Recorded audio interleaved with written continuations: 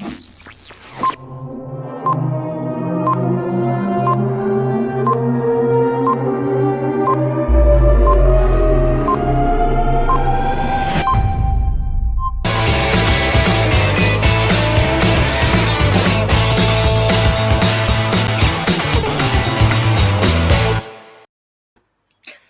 everyone, and welcome to another Howlin TV show. How are you, everyone? How's it all going?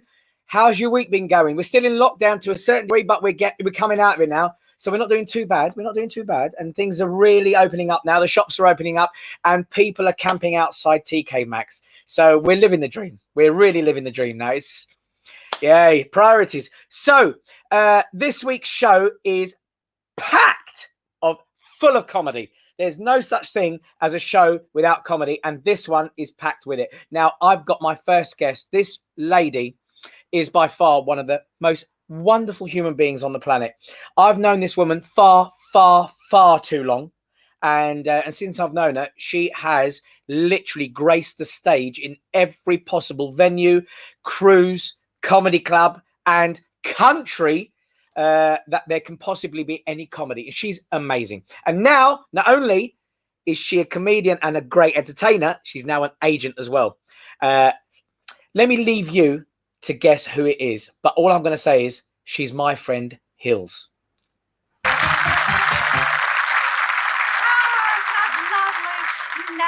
Neighbours. Everybody needs good neighbours. Have a gladdy, darlings. Isn't that super? You know I love the sounds of my nose. No, actually, the crossroads.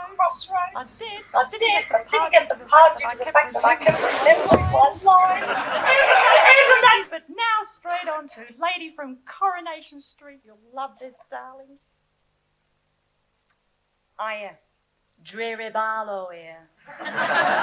Hey, Tracy, come away from that television. Auntie Mavis has come round to see you. Haven't you, Mavis?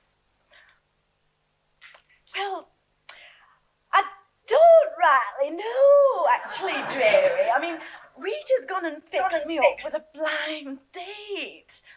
Oh, who mentioned blind dates?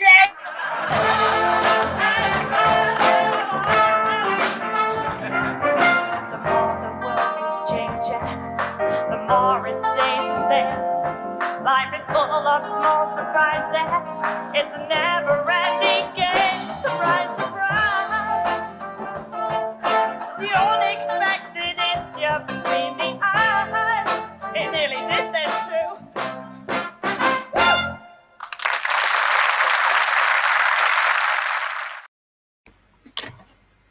Oh, woman, what is that? Where did you get that? That is mental. My God. I hold my hand up. I can be arrested for breach of comedy rules because, oh God, that was so dated. Oh my goodness me. I don't even know what TV show that was. I've no idea. Well, you must have done a few then, to be fair, if you can't even remember what that one was. Yeah, I did. We were so lucky in those days, you know, from my break with Copycats in '86 on London Weekend TV. I did 2 series of Copycats. All the light end shows came from that.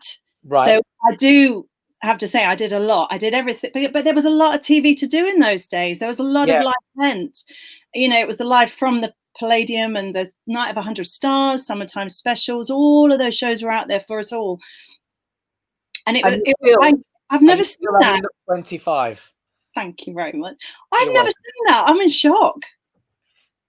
Well, do you know what? I have to say, to be fair, those shows were proper entertainment. I mean, you know, you had to be talented to get on the show. And we know how talented you are. I know how talented you are.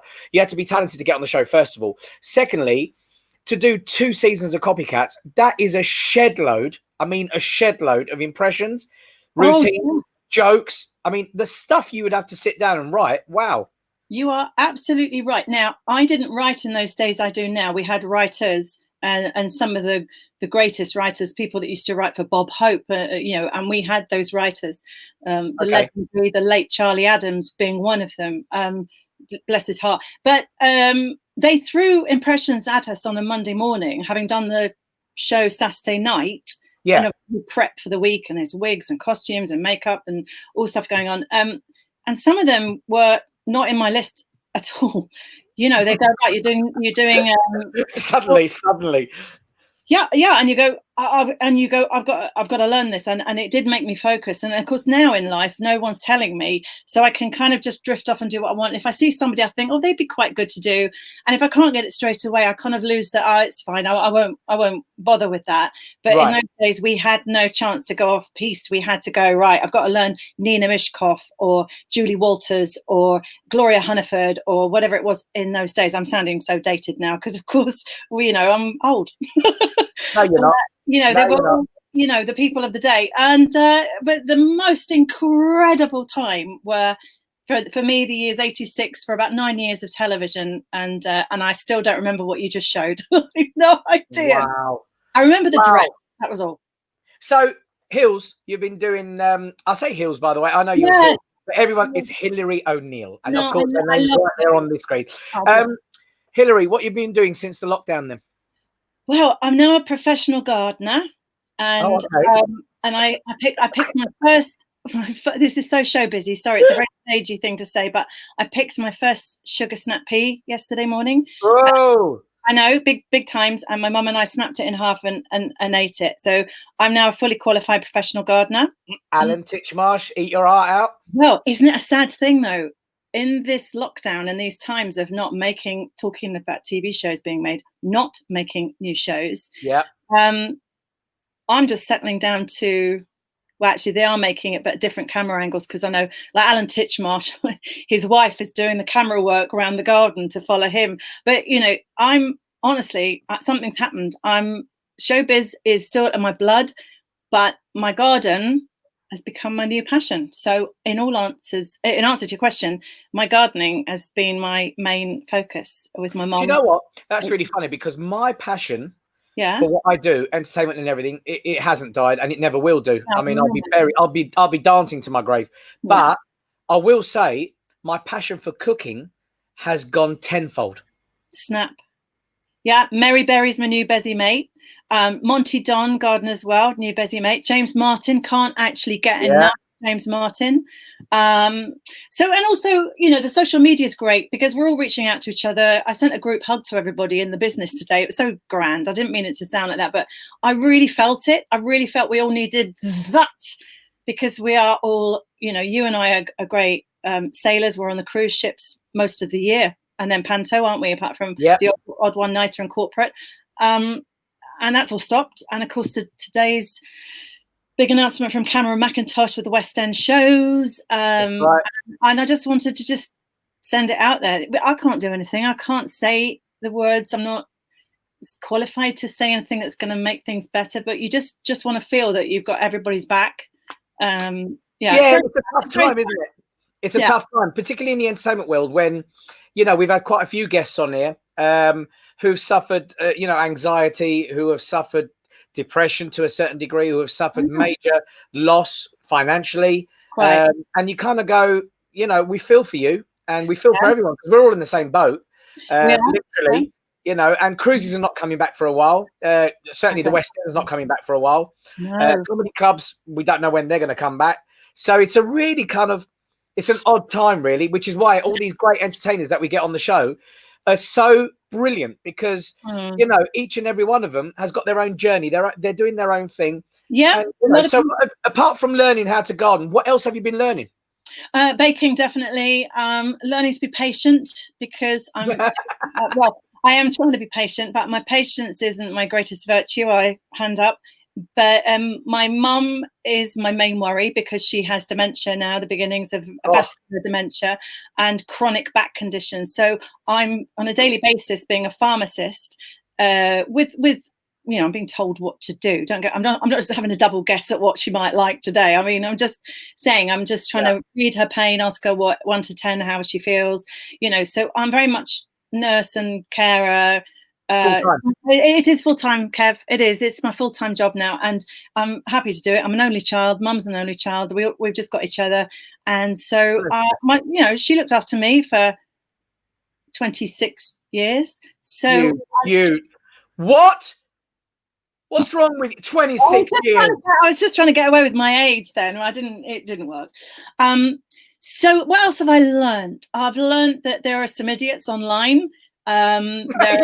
Real eye opener, because I just think everybody's puppies and babies and lovely, and then I go, you think you're a qualified politician suddenly? Whoa, stand back. Don't even start me with that, because if you're thinking of who I'm thinking of, this week that woman has breached every protocol, and our other guests will be on, then we'll talk about it later. But okay. And I'm not going to give her any airtime, but if it's the woman I'm thinking of, my God, she is proper breached.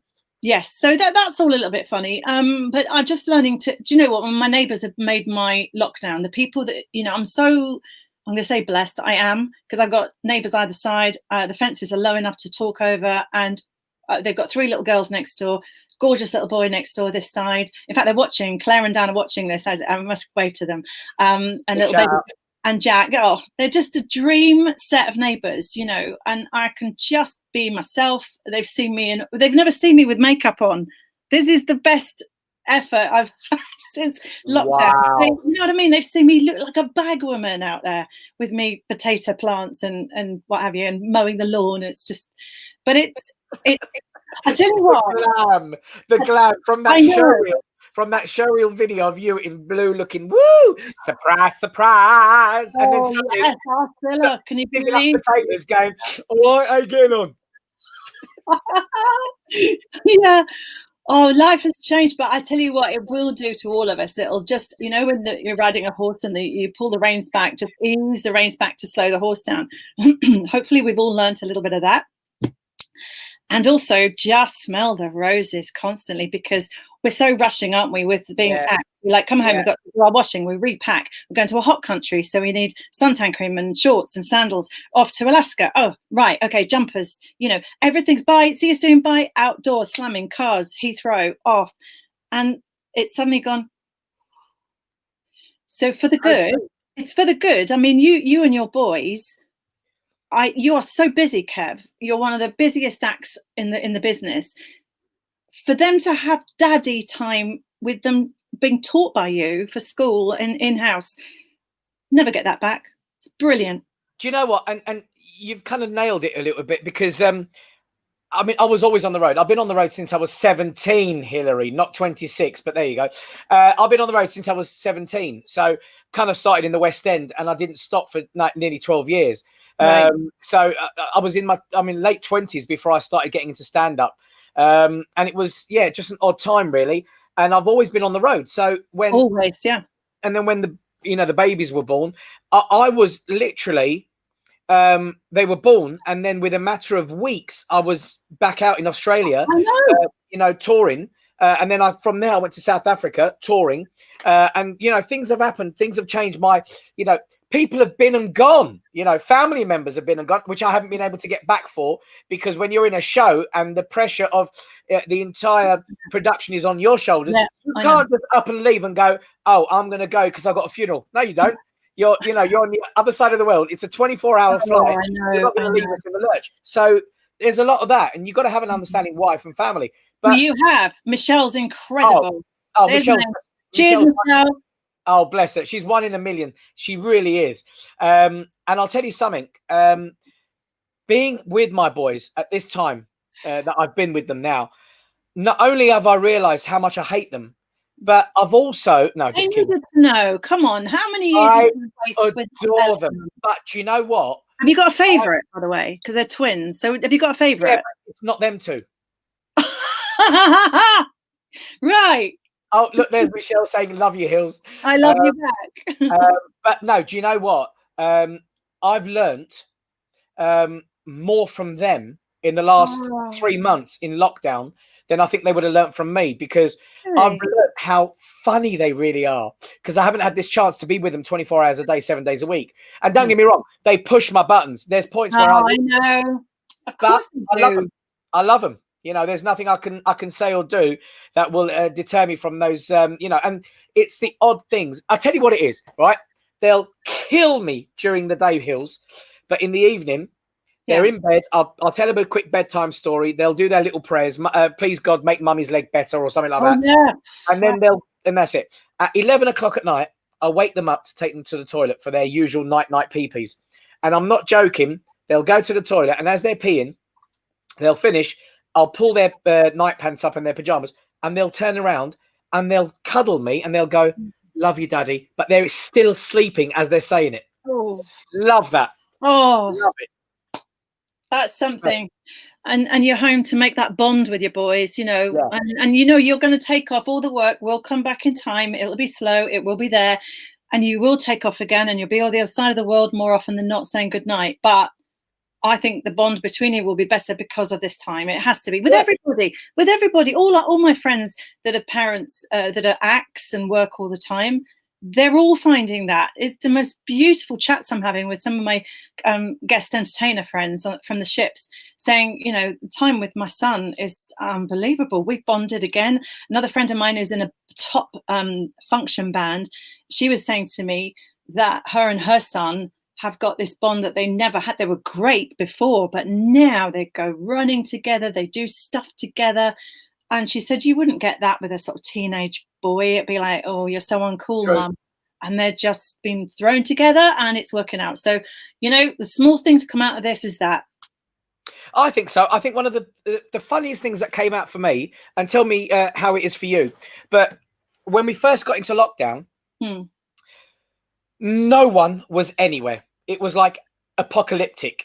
Totally apocalyptic. Yeah, it was. So it was mental. And it got to the point. So I've just dropped my bottle of water. It got to the point where most mornings I'll get up very early anyway, and I'll be walking the dog roughly around 6 o'clock, 6:15. Why did you call your dog roughly? Just because of the hair and everything. Yeah, that's quite good call. It's a nice name though, nice name. And we'd be walking around my village. And no one. And you hear the orchestra of birds, nature, this, that, whatever. No. Beautiful. Isn't it just? And I'm missing that now because the cars are coming back now. So I'm like, really? Bit. Still there a little bit. I go out watering and deadheading about 6:30, 7 o'clock, and it's pretty good. And we're right on a main road here where I live in Surrey, and the traffic hasn't built up quite at that time. So I'm still getting a little bit, but nothing like it was at the beginning. That was just, it made you want to look up because none of us look up. We're always looking down. Well, particularly on phones, but everyone looks down. Nobody wants eye contact with anybody. And then it does make you look up because you can see more and hear more. And we're getting a bit profound, aren't we? Yeah. Yeah. Do you know what though? This is the kind of thing we need to do for the show. You know, lots of people are watching it. Now, and people afterwards as well. You know, people. I mean, we streamed to quite a few thousand people now, and everyone comes on, and you know, people are saying, you know, it's such a good show because of the truth behind what we're talking about. Look, there's a lot of entertainers on the planet, a lot of people struggling right now, and you know, people don't know where we're going. I mean, we don't know where we're going. You know, we don't know what to do. We don't. We can bring some kind of entertainment to people, like what you and me are doing now, Hills. It brings a bit of joy, doesn't it? Well, it does, yeah. And the other thing, just to when you said to me, Hills, what are you doing? How are you marking time? You know, I've also, like you said, I'm management now, so I'm O'Neill Management, and I have an artist called Max Fulham, who is a comedy ventriloquist. Brilliant. I'm working with him next year in Australia. I know you are. It's fabulous. I'm so thrilled he's working with you. And Max is my complete focus, and everything I have, I want to give Max and engineer a career to be proud of for him. So constantly we're in touch and making sure he's okay. He's 20 years old. He had a full year, a diary packed with the most amazing stuff. Australia being one of the gigs with you that has now been picked up and put over to 21. Thank the producers for that. And I have to make sure Max is okay. I don't want him to lose heart. I'm older. I can handle things a little better, and I want to make sure he can, but he's very wise. And also I've got another act that I'm looking after part of his career and his work, called Matt Daniel Baker, and Matt is a mentalist. Matt is insane, and I'm very excited to be working with Matt on other stuff. He's got a lot of his own stuff going on, but he's come to me for specific parts of the industry, and I'm working so hard to get him those opportunities. So that's been really nice. I have to say I did switch off for a while and just had to go that. Bless you.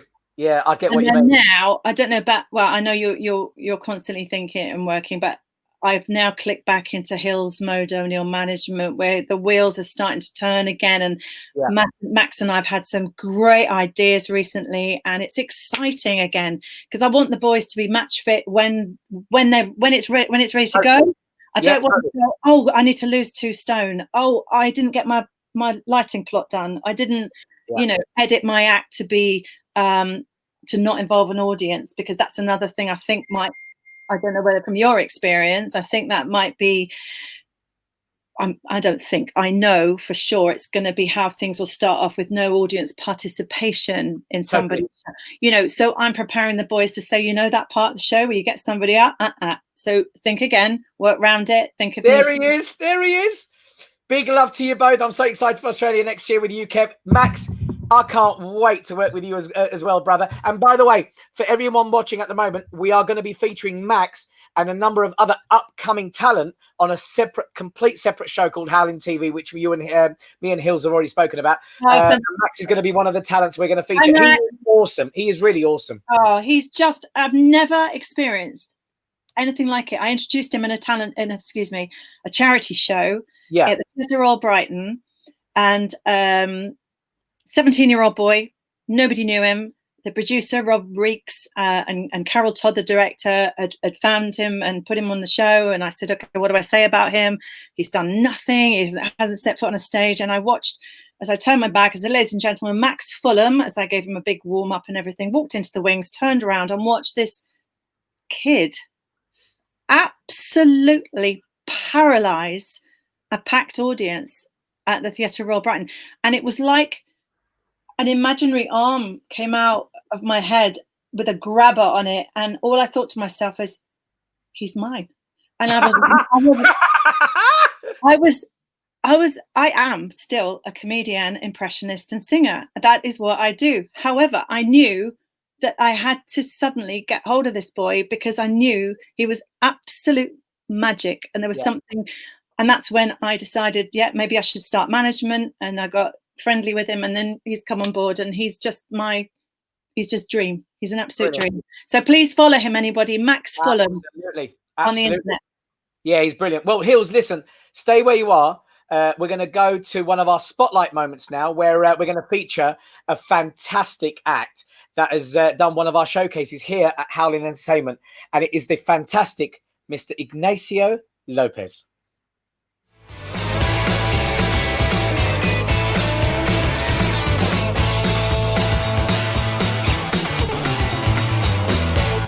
Buenas tardes, hello! That was a wonderful introduction. I'm really happy about that because Ruth got my name correct, alright? That's very unusual for me, alright? Being Spanish, coming to the UK to do stand-up comedy. I've had some terrible introductions, okay? I've been brought to Ignacio Lopez, is difficult for some people to pronounce. I've been brought up to the stage before. Ladies and gentlemen, please welcome Ignatius Luz. It's not a name, is it? That is a Latin toilet company, ladies and gentlemen, alright? I was brought on one time, somebody wrote my name on his hand, so he would remember this, alright? And but the trouble is, he got very nervous, he sweated it off, so he brought me on as, ladies and gentlemen, please welcome Sebastian Lopes, alright? That was way off, isn't it? Dyslexics should not host comedy clubs, is what I'm trying to say. Worst one I ever got. First time I performed in London, ladies and gentlemen, I was very excited to perform at the Basement Bar, a comedy club, a big one. I'm just about to go on stage, the host goes up and says, ladies and gentlemen, please welcome to the stage. He turns to the side. I see the look of panic in his face because he's completely forgotten my name, ladies and gentlemen. I said, it's fine, just bring me on, it's okay. He said, ladies and gentlemen, Enrique Iglesias! They looked pretty disappointed to see me, ladies and gentlemen, right? They did not want to hear my rendition of Hero either, that was appalling. But yeah, some of you actually might recognize me as the barman from the top deck. How are you doing? That's good. Funny, I'm too funny to be a barman. Yeah, how are you doing? But I will serve you some drinks later, don't worry about that. That's good. Yeah, so I moved over to the UK because my mum is Welsh, ladies and gentlemen, right? I'm half Spanish and half Welsh. Yeah, that is an odd combination because Ignacio, how did this happen? All right? I have to explain to them. You know in the 80s when everyone went on holiday to Spain? And they used to come back with gifts for people, all right? They come with that a box of cigarettes, all right, or a nice bottle of wine, or if they were feeling adventurous, a straw donkey, all right? They come with all kinds of stuff. My mom came back with me, which is why my middle name is Duty Free, okay, ladies and gentlemen? It's on my passport now. They come every year in Union Jack gear and rubbish football shirts, fake tan for all the girls, local food don't mean anything, they'd rather just eat chips, read Hello Magazine, sunburning by the sea. Because when they all come, they come together, they think football songs are clever, some of them calling me Manuel, that's not my name, you can just go to hell. Now there's more of them than ever, always complain about the weather, starting to look a bit like a heifer, maybe you should cut back on the Stella, Ella, Ella, cut back on the Stella, Ella, Ella, Don't worry, there's more, relax, it's all right. They troll the bars, trying to pick up chicas, but none are interested, because you don't speak Spanish, pero soy español y claro, chica. They mangle simple words, trying to pick up the birds, but it will never work in gold chains and Ben Sherman shirts. Because when they say beer, they mean cervezas, gracias, not cheers, fella. They want pizza, they say paella. They want pizza, they say paella. Ella, ella, It's pronounced paella, No, get it right. I don't come to your country mispronounce chips, do I, alright? Or fries if you book me for an American cruise, alright? No problem. Ladies and gentlemen, I've been Ignacio. I would love to see you some other time, alright? Enjoy the rest of your evening with me.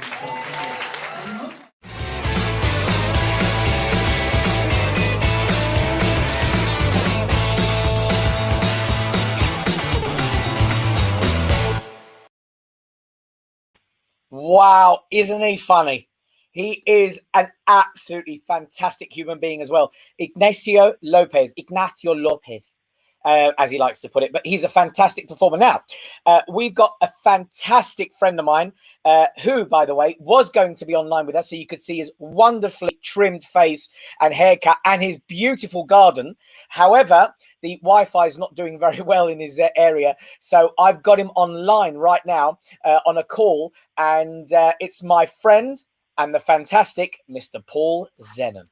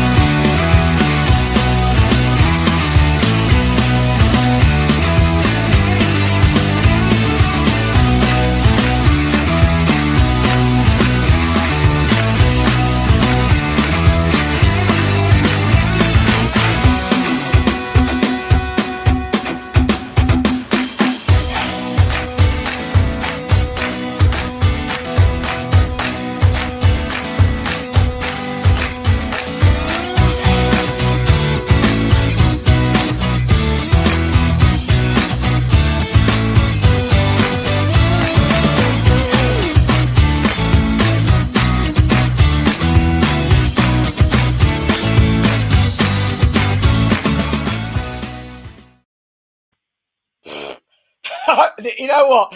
I've seen some acts in my time, but this man has done it all. He's been there, done that, and worn the T-shirt. The legend, Mr. Paul Zenon. How are you, pal? Hey, I'm good. Yeah, it's good to speak to you. It's a shame. Well, it's probably a good thing you can't see me actually, and just to see quite how loopy I've gone because of the lockdown. I think I was, as you saw when we managed to connect for a minute, and so I've got a bit of a bin fire, rather bonfire going in the garden, and I'm wearing a sort of post-apocalyptic boiler suits. But there are reasons for that. But I'm kind of.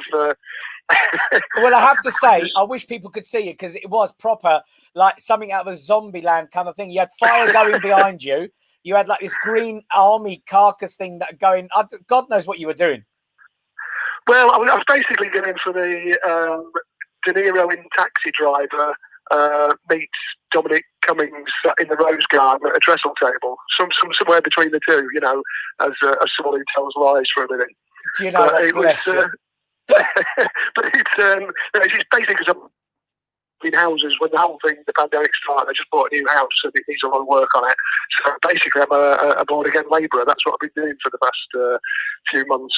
Hence the outfit and burning loads of rubbish. Yeah. So Hilary O'Neill's become a born again gardener. You've become a born again builder and home decorator then. Yeah, pretty much. And I've been doing some home brew, been making some wine as well, actually, which I'm halfway down the bottle here. So that's probably why the tech's not working, to be honest. But wow. it's you've got to have something to keep you occupied, haven't you? Yeah, absolutely. So listen, Paul, when was your last gig before the lockdown?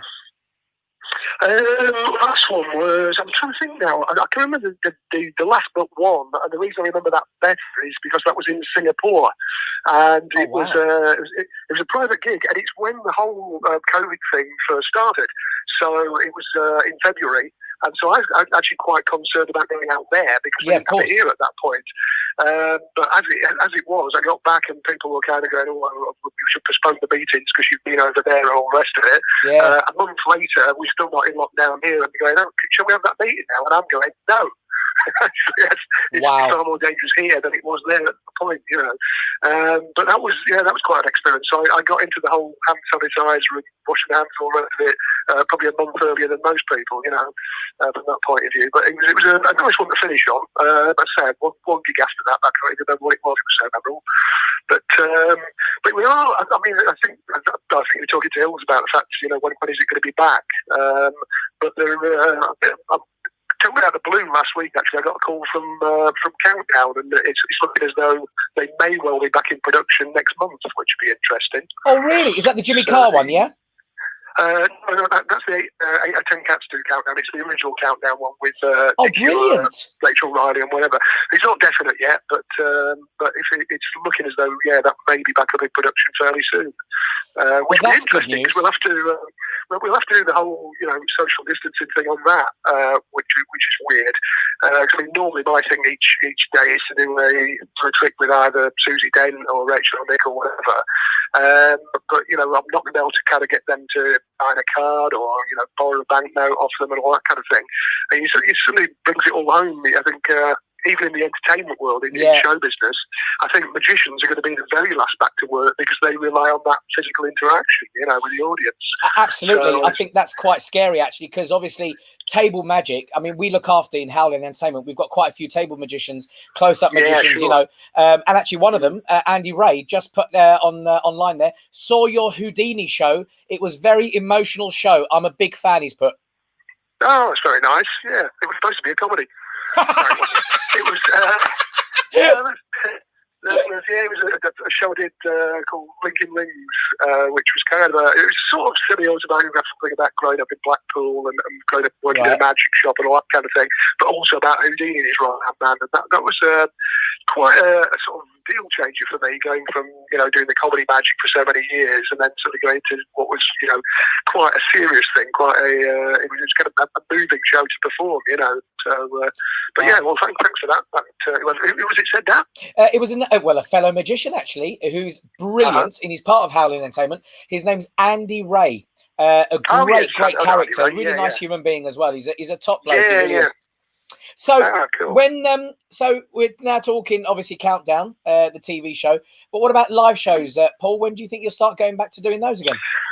I really can't see it this year, to be honest. Wow. But there's one thing that we kind of live to remember. I mean, this is the irony of the situation. When the whole thing broke, I was actually signed up to do a play. It's like a 3-hander play, and it's a true story from 1998, and it's about a bloke who voluntarily got buried alive in a box in a pub beer garden. Voluntarily. In Mansfield. Yeah, and it was like an endurance thing, and he was in there for 5 months.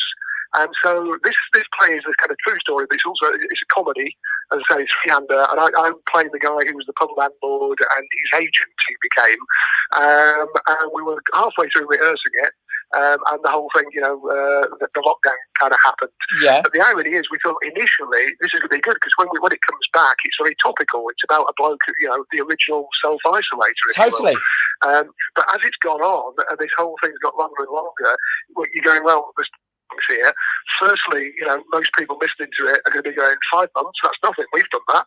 And secondly, it's probably going to be the last thing that anybody wants to dwell on. Having just kind of been locked in a confined space for so many months. Yeah, but do you know what? There's always an edge. There's always an edge. You can always sell an edge. Yeah, sure. I mean, it's a shame because it's a really good play, but even some think, well, how is that going to work in small venues? I was listening to the radio earlier today, and it quite amused me actually because they were interviewing someone about theatres and about musicals coming back, and the woman's name was Tamara, and all I could think of was Tamara. But anyway, they were saying on there that maybe kind of the stadiums might come back because you've got the ability to kind of space people out. Yeah, open air.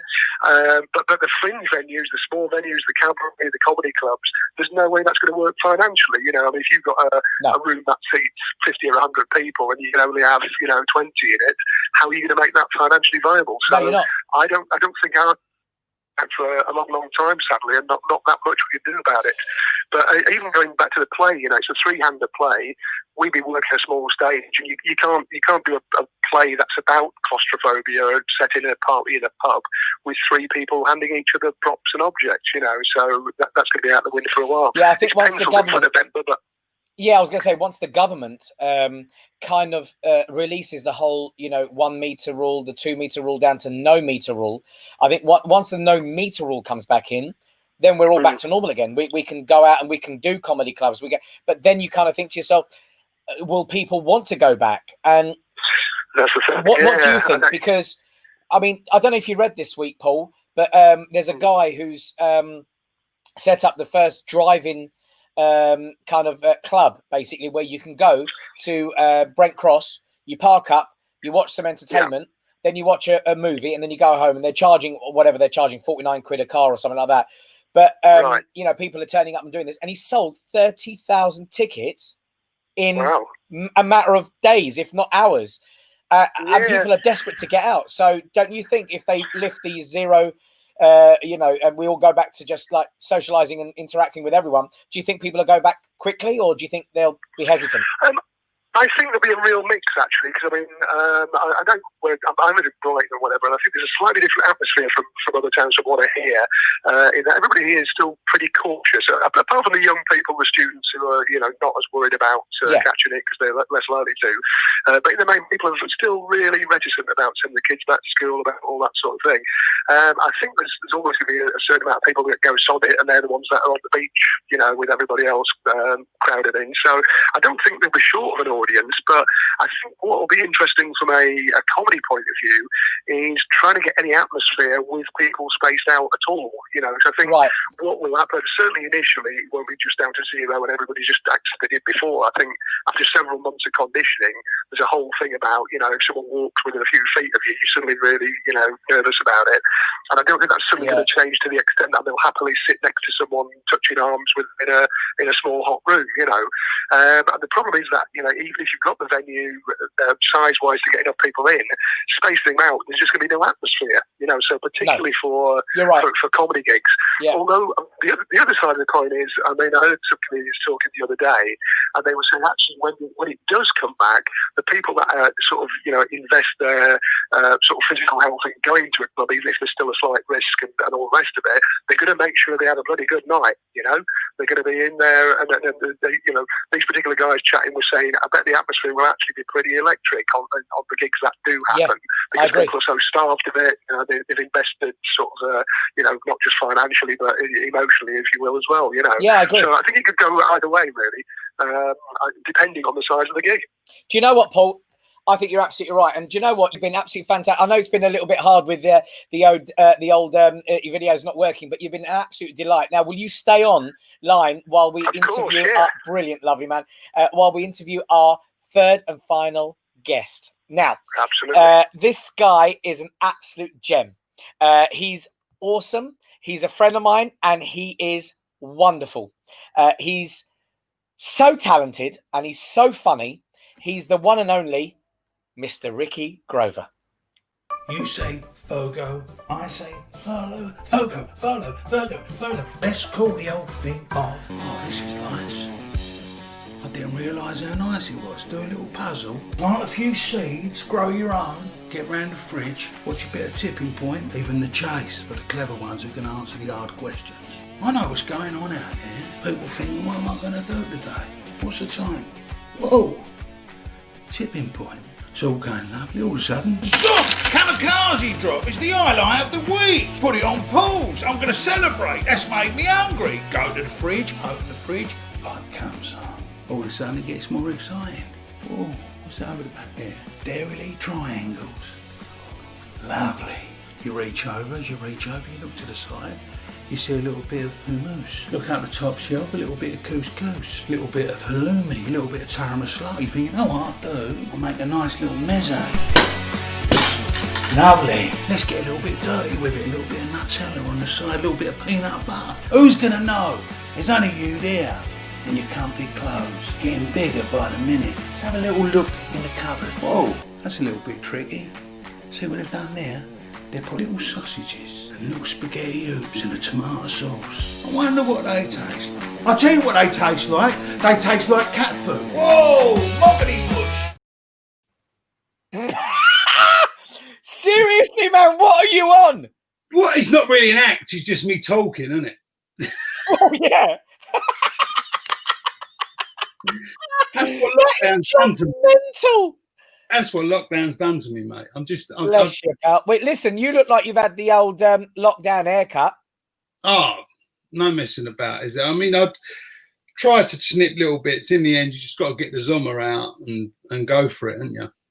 Well, you did that yourself? No, of course not.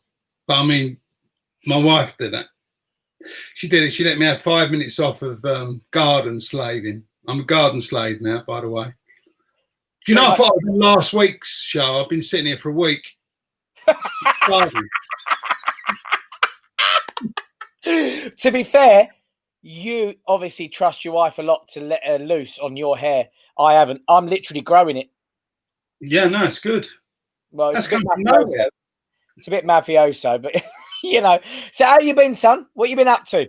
Yeah, I've been all right. I mean, I've just been doing, I suppose, what everyone else has been doing. Just standing, staring in the fridge and eating loads of grub and, you know, out in the garden. I've been making little raised beds out of scaffold boards. But since Dick from the Chateau, nothing's ever good enough now, is it? No. You can't live with Dick. Dick's ruined it for every man in the world, I think. Yeah. He can do anything. And, you know, I've done the raised bed, but it's not good enough. What, you growing your own veg as well now? Growing all our own veg. I haven't seen any of it yet, but apparently it's going to happen. What are you growing? I don't know what we grow. I don't know what it is. I'm just told to put that there, move that there. You know, just like every other bloke. Well, guess what I'm growing, right? What are you growing? Well, I said to the kids, the twins, let's grow something in the garden and make it like a little garden project.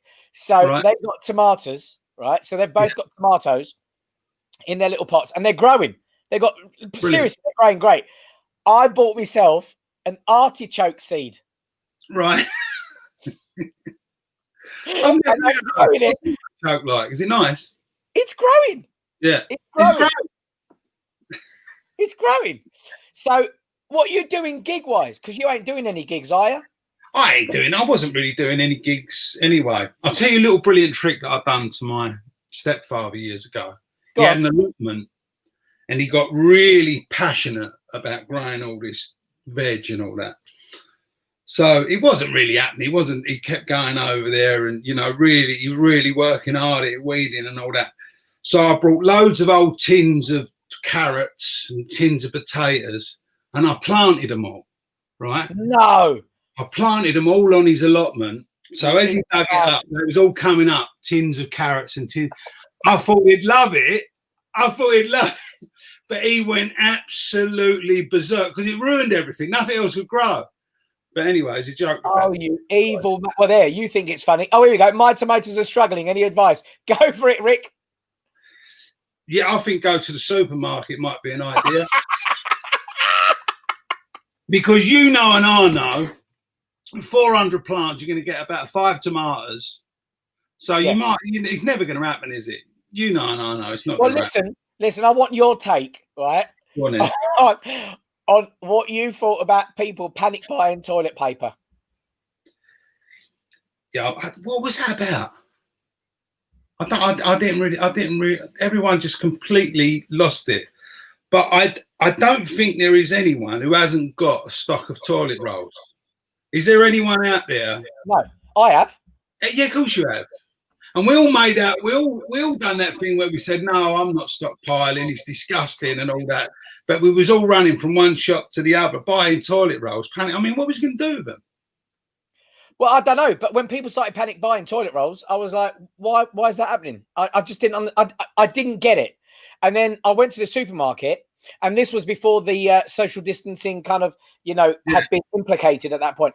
And I was like, okay. And I was walking around, and there was no toilet paper, like anywhere. Anywhere. And I thought, well, I'll just get Kleenex, like the box of Kleenex. You can use that as well. So I did, Ricky. I did. I went and bought a box of Kleenex, and we were using that just for our noses. And I thought, right, okay, we'll probably get some toilet roll.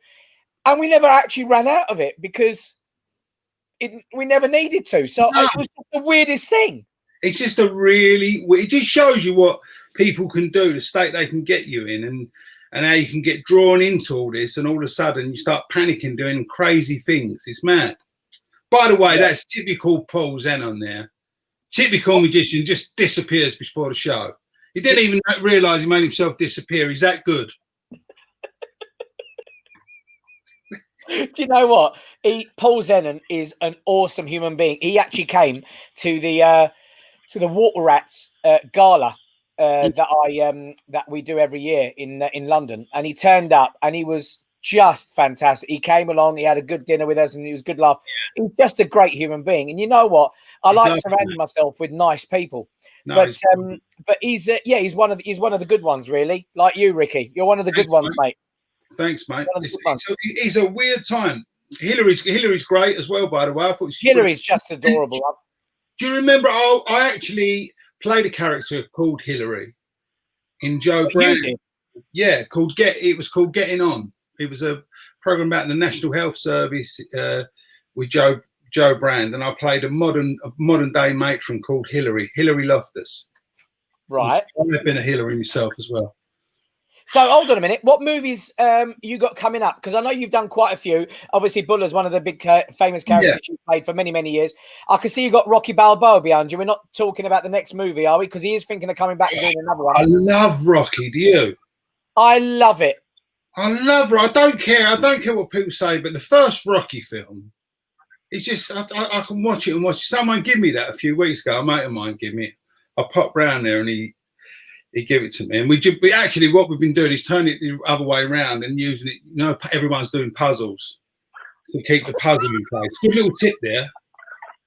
I mean, Dick would probably knock up something that was right special done in velvet and all that. But if you just want to turn a picture around, you can fit a puzzle in the back of the picture and it stops it going everywhere. Oh, well, that's just ace, isn't it? But it's the underdog. It's the underdog. And, I mean, you've been on our TV. Marilyn Nelson saying she loves Ricky. Hi, Marilyn. Love you too. Bless her. She's a massive. Do you know what? She loves you. Look, there you go. Andy Ray there saying legend. Do you know what? I think you've been such an inspiration, because one of the things I love about you, Ricky, and I want everyone to know this, is you've always gone, yeah, let's do it, Kev. Let's just do something, make it happen. Let's create something. Let's do this and whatever. And I remember it was a couple of years ago. I said to you, Ricky, can you come and do my comedy club, Howlin? Yeah, I'll come and do it. I don't do them often. I'll come and do it for you. And you hadn't prepared anything. No. And I remember, because you said to me, what shall I talk about? And I remember going, haven't you got an act? And you went, I haven't really. I'll be truthful. I've always felt, I suppose it's part of all of us have got this. I've always felt that I'm bluffing my way through. I'm not really. I look at someone like you and I go, oh, he's got an act. He's brilliant. He's got, he actually practices it. He works it, and he's got and I'm sort of driving on the way to a gig thinking, how am I going to get away with this again? But for me, I suppose when my back's against the ropes, it works. And for all of us sort of entertainers, we've all got the same thing in common, is we've got really low self-esteem, but a massive ego. So what it is, we think we're shit, but if someone else says we're shit, we're going to show you how great we are. Yeah, true. Yeah, and so that's what makes us try. And I sort of come into this game late. When when you probably Paul as well, and when you're speaking to Hilary, you're saying 17, you was in the West End and stuff like that. I came into this game at 31 years old. I couldn't read and write. That was my first hurdle. Wow. So I was very dyslexic at the time, but it was before dyslexia was a known thing. Well, there you are. So for me, when I like just enjoy it, just go out and have a laugh and enjoy it. And, that's unique. Yeah, unique. I've been asked to do loads of bits and pieces, and I just like doing stuff for people I like and who I know, and just enjoying, as you get older, you want the people around you who you like, and everyone else, just park them up. We're not getting them phone calls anymore, are we? Where people phone you up just to fill their car journey in, because no one's in their car. Totally. You start to find out who's who and who's really about. So yeah. Do you know what? I think you've been amazing. I really do. I could talk to you for hours, and we have done, to be fair. You come to this office sometimes, and we sit here and we just talk for hours. It's amazing. I love you to bits. Now, I love you too. I love you too. I'll tell you what I have just done. I've just done because I know mental health was mentioned earlier on. Yeah. I got a call a few days ago from a singer called Ben Haynow. Have you heard of him? I think I have heard of him, yeah. Lovely fella, and I'm sort of known for suffering with depression and anxiety and all of that, like many people out there, and people coming forward with it. And he just brought out a little song, and I think all the proceeds are going to Mind, and I think it's called Love.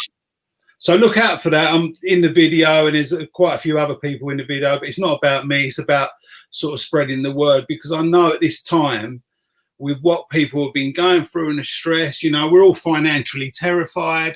We're not sure what the future holds. Yeah. I think a real positive thing out of all this that's come is most of us spend a lot of our time running away from our head, and you can't get away from it. We're off here, we're off there, which, we're trying to escape from ourselves.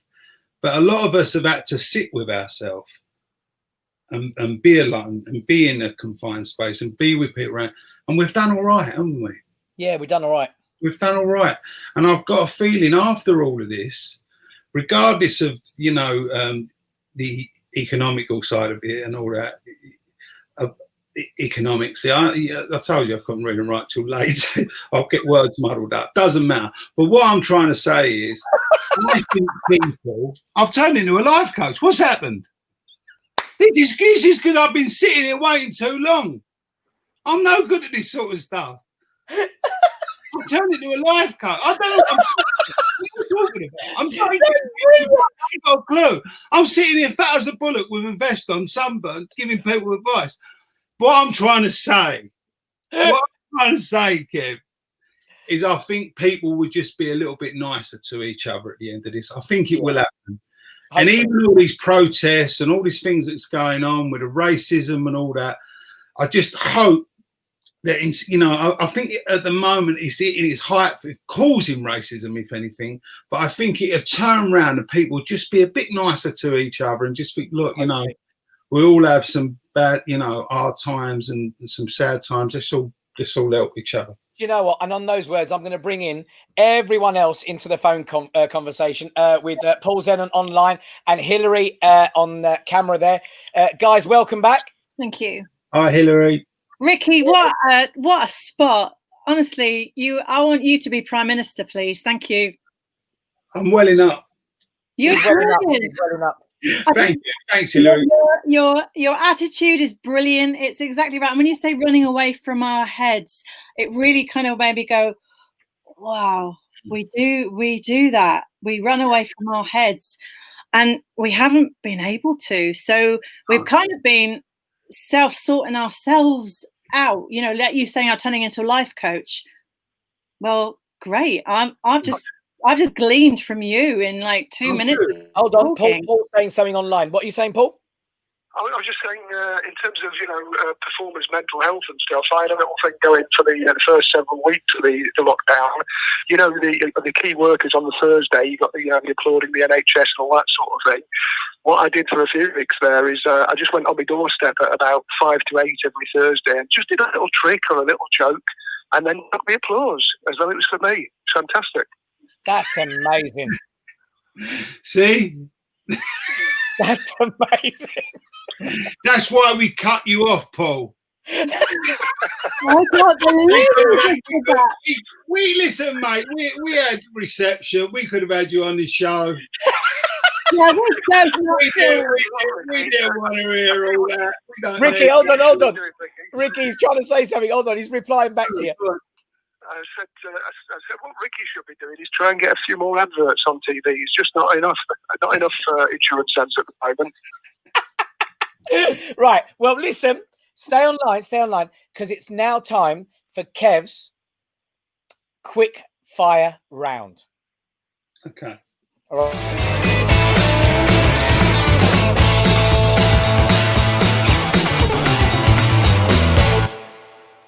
Right. I'm going to play 3 tracks from a very famous TV series, and the first person to come in. Now, of course, Paul is on the phone, so I'll listen out if he shouts and says, "Yeah, I know it."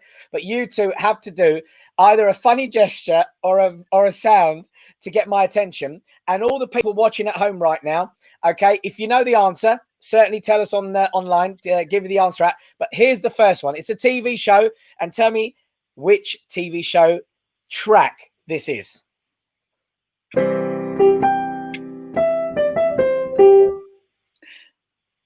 Oh, I know. All right, Paul's got it. Go on, Paul. Dallas. He got it right. Dallas.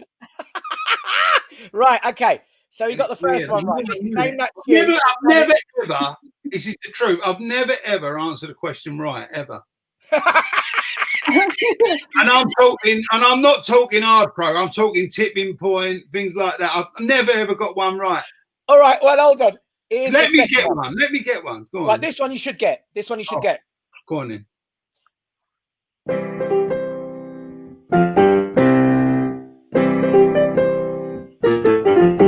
know it. Oh, he knows it again. Paul's got it. Go on, Paul.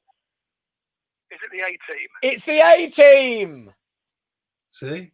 Look, do you know what? The other two hate you right now. I can see their faces. Nothing's changed there. Nothing's changed there, he says.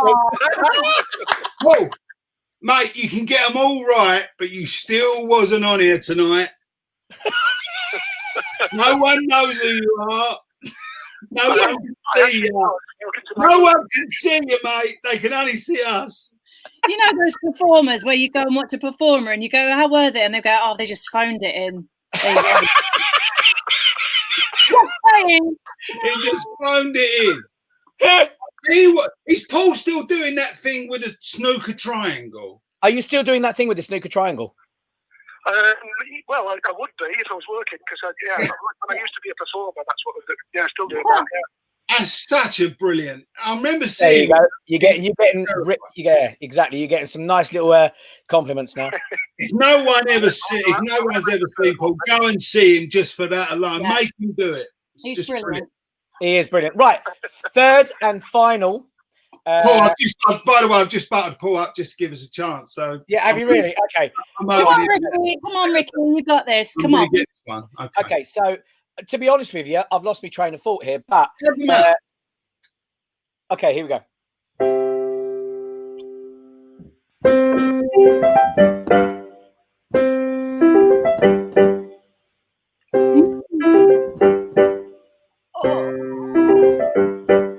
Oh.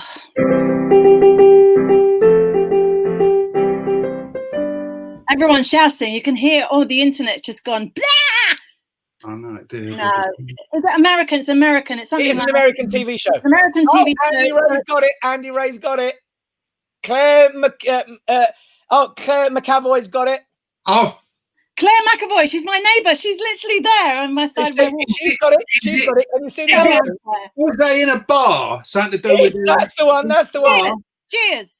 Cheers. Yes. Cheers. Ah, I nearly All right, got right. it, didn't I? To be fair, Between us, didn't we, Hilary? Can we say that? What's that? What's that? Can we say I've got half a question right? Just once, please. Apparently, it's a draw, according to our producer. Okay. Whereas I think Paul Zenon. That is No, I so think Paul dramatic. Zenon got it. I think Paul Zenon got 2 out of 3, didn't he? Yeah, but no one can see him, so it don't matter. No, it doesn't count. No, it doesn't count. If you, you can't see the gesture that I'm doing right now. So listen. I'm so pleased we never see where Paul was squatting tonight. He just Oh, squats in people's houses and renovates them and then moves on. He's lethal for it. He is, totally. Now, what we do every week on the show is we ask our 3 wonderful, talented guests to leave the audience who are watching and who will be watching some wise words about the lockdown. So what I'm going to do is I'm going to ask each of our 3 wonderful guests to leave some wise words for the people who are watching, things that they would advise about how to stay positive, what to do, and how to keep moving forward. So my first guest tonight was, of course, Hilary O'Neill. So Hilary, what would be your advice for the people watching about, what we're going through and what we can do to move forward? It's so difficult because so many people are in so many different situations. I'm lucky because I have the garden. The garden is helping me. Some people aren't that fortunate. They've got flats, etc., and can't get out as easily. I would say to try and plan just some nice things for yourself to do during the day. Even if you're looking after other people, you have to just have a moment for you, whether that be something on Netflix, making something lovely to eat, doing the walk. Obviously, the walk helps to clear your head. I just think to stay focused and have the faith that it's all ahead of us and it is to come back to us. All of it's going to come back in time. And if I may be indulgent, can I just wish my friend Paul, who's watching, Paul Preble, a very happy birthday, Paul. And he said, could I do Nan, Catherine Tate's Nan for him? So can I say, all right, sweetheart, that's it, you can't show me. That's it, darling. You have happy birthday, darling. Thanks, Kev, for doing that. Isn't it lovely? We made that. Paul will love that. So Bless you, Hilary. You are so talented. Right. Very good, I Hilary. can't believe you did that. That was amazing. And by the way, that was spot on. That was spot on. Well, Paul Zenon, what would you like to leave the wonderful audiences with? What wise words? Well, I think, take the opportunity of the extra time you've got away from work or whatever to do something creative, basically, preferably something that you don't already do, so even if it's taking up drawing or an instrument, all that kind of thing. Just create something because, the arts are important. I remember seeing, I think a couple of days ago, where it was in a different country, but they voted the most important jobs during the lockdown. And obviously, key workers come first, hospital staff, supermarket workers, people who take your rubbish away, all that kind of thing. But the very bottom of the list, they had the bottom 5, and the very bottom was artists of any sort because they weren't thought to have any value.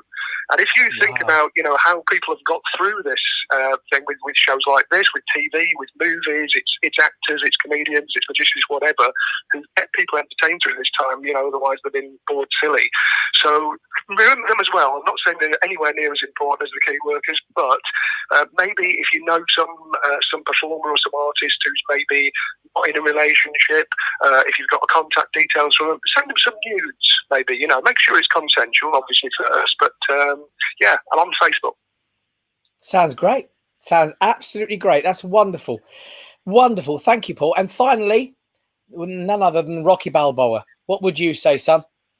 I think if you can come up with something, invent something that people can make out of toilet rolls,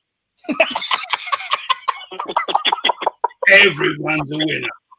Everyone's a winner. You just don't know what to do with them. You're our winner, Ricky. Come on. Ricky's the You're our winner. Come on. You're brilliant, pal. Listen, all 3 of you are brilliant. I can't thank you enough. Do you know what? I'm so proud. Every week I say this, but I'm so proud to call you my friends. You are true friends, and I love each and every one of you. It's been just such a joy talking to all 3 of you. Lovely. I wish you all the success in the world. I hope we all get back together and we're sharing stages and TV screens and you know, and everything else in the future. We will do, and it will go back to normal, but it will be better than it was before. But thank you. Stay safe, and I love each and every one of you. Please don't leave me on your own. Bless you, Paul. Please don't leave me on my own. Is that it? Please don't go. I've got toilet rolls to find now. I've got to work on a big toilet roll project to please Ricky. I'm so excited. I'm driving over to Hertford. We're Hertfordshire. I'm going to bring it to you. You're going to judge it. Bring it to me. Can I just point out as well, before I go, that when I said send nudes, I was talking specifically to Hilary, not Ricky. Oh, there you go. So make that clear. He's made it clear. Too late, they're on their way. Too late. You know what? I'll tell you what we're going to do this week. I'm going to leave it with Hilary. Hilary, would you leave it and tell everyone to come back to next week's show, Howlin TV, and we're going to be putting the adverts out there, but do it in the style of someone that we couldn't all enjoy. But before I go, I'm going to leave it for Hilary to close the show. Before I go, I want to say thank you again to all three of you. I love you dearly. And everyone that's watching, thank you for all the support for Howlin TV. Don't forget, we're back on next week, next Wednesday at 8 p.m. In the meantime, I'm going to take it right over to Hilary. You close the show, babes. Go for it. Well, in the inimitable voice of Mr. Joe Pasquale, I think one of my favourite impressions, I think Joe would like to say, oh, yes, indeed. Oh, yeah, you all want me now, don't you?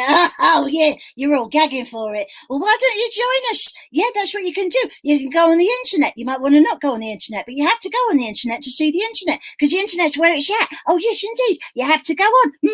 Trust me, get a nice Wi-Fi signal, unlike Paul Zenon because he couldn't get one.